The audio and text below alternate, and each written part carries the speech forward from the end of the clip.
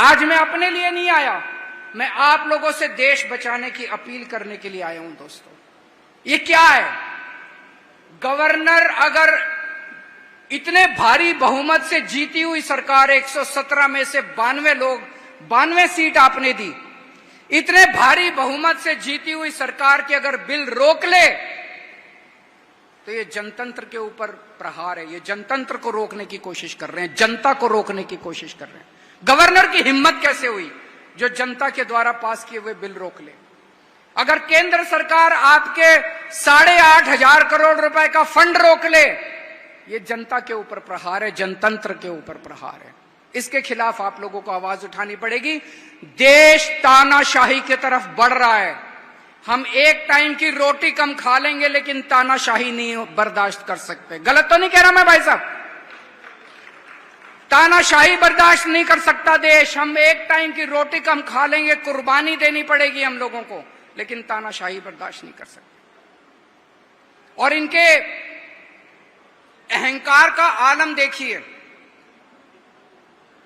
अभी थोड़े दिन पहले पुरी के अंदर, आप सब लोग जानते हैं, पुरी में सबसे बड़ा मंदिर जगन्नाथ मंदिर है कि नहीं है?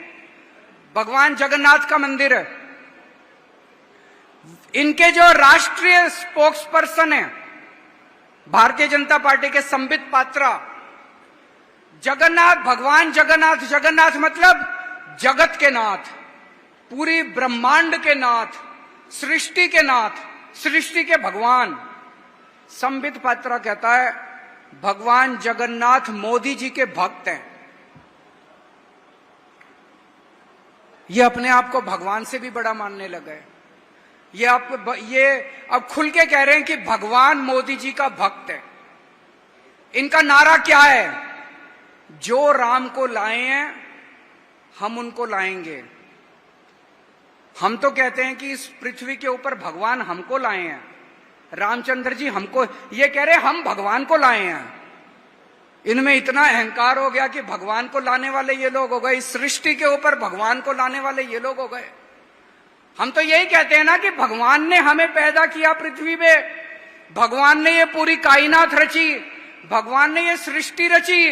अब ये कह रहे हैं मोदी जी ने ये सृष्टि रची।